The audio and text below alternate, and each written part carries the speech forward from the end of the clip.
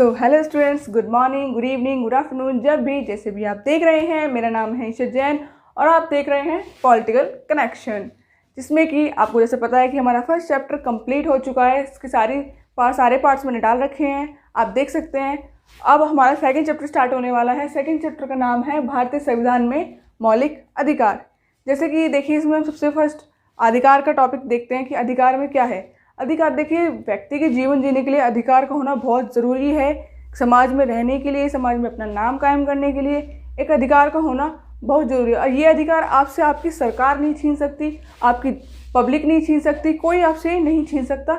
ये हमेशा आपके बने रहेंगे, चाहे कुछ भी हो जाए, चाहे आपके किसी भी देश से आक्रमण हो जाए या किसी भी देश में कोई वॉर शुरू हो जाए, ये आपके अधिकार आपसे नहीं छीने जा सकते।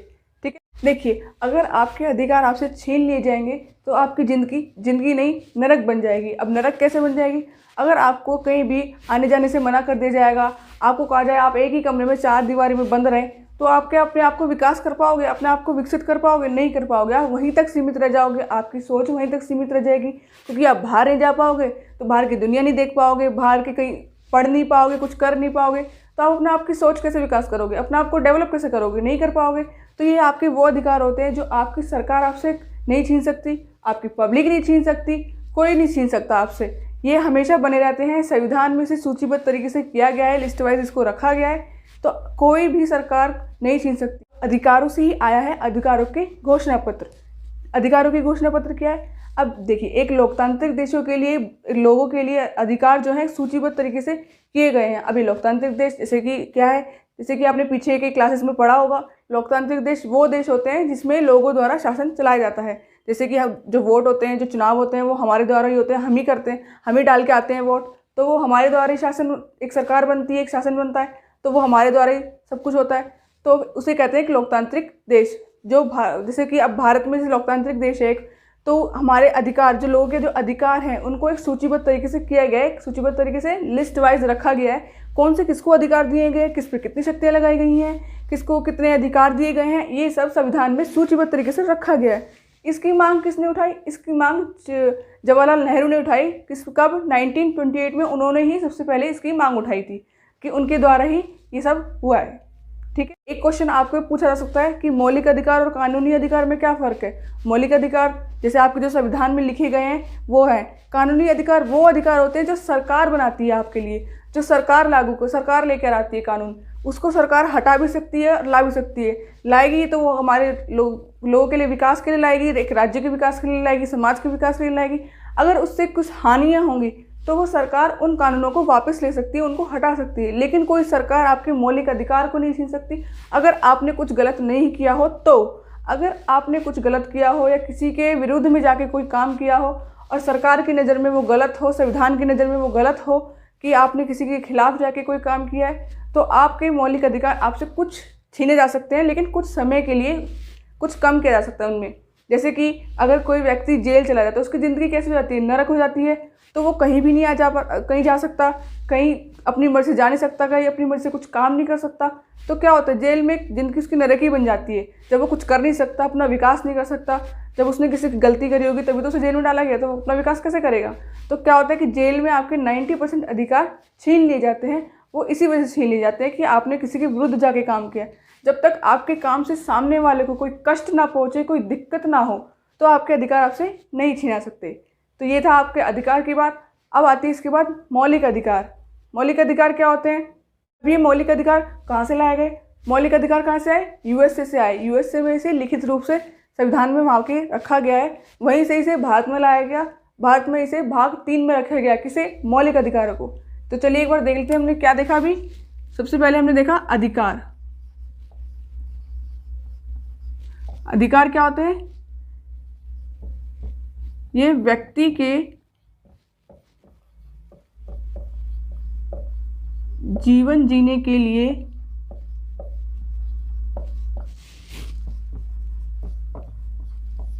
बहुत ज़रूरी है, जिसे आप पब्लिक नहीं छीन सकती, कोई सरकार नहीं छीन सकती, इसे आपसे कोई नहीं छीन सकता। ठीक है, अब इसके बाद है मौलिक अधिकार।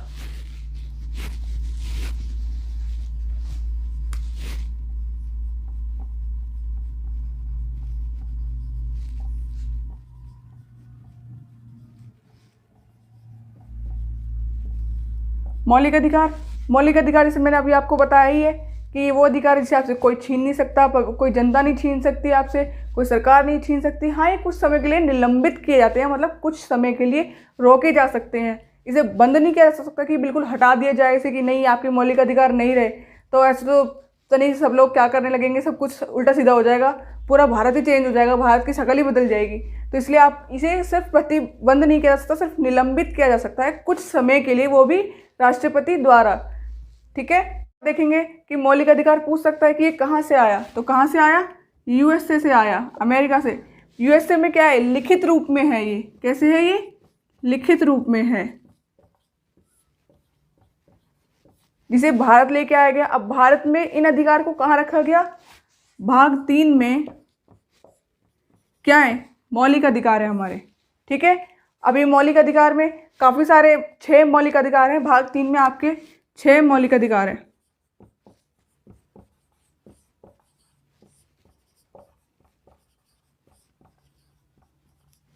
चलिए इसे एक एक करके देखते हैं।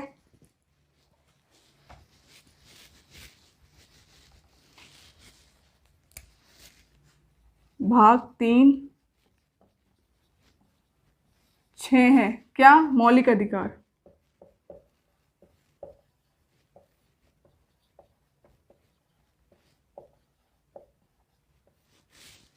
पहला है आपका समानता का अधिकार।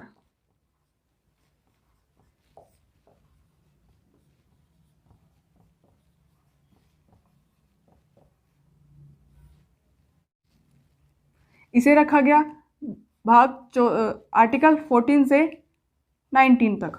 ठीक है, दूसरा है आपका स्वतंत्रता का अधिकार।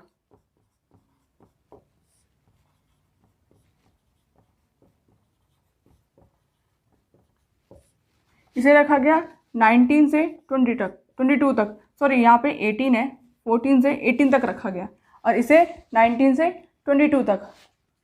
थर्ड है आपका शोषण के विरुद्ध अधिकार।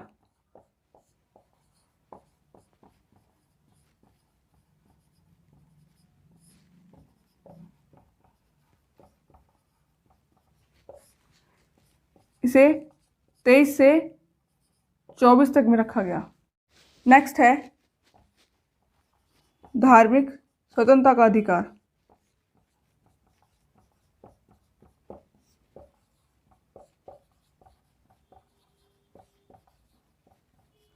इसे आर्टिकल 25 से 28 तक में रखा गया। उसके बाद है शिक्षा का अधिकार।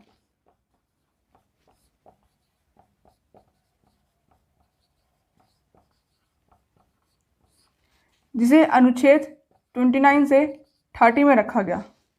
इसके बाद है हमारा लास्ट संवैधानिक उपचार का अधिकार।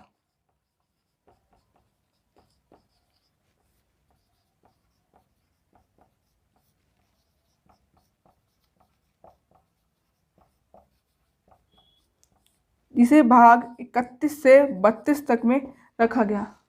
अब इन सब के बारे में हम पढ़ेंगे, हमारे जो मौलिक अधिकार हैं सारे, ये जो भाग 3 में जो रखे गए हैं, इन सब के बारे में हम एक्सप्लेन करके पढ़ेंगे, अच्छे से एक डिटेल में पढ़ेंगे।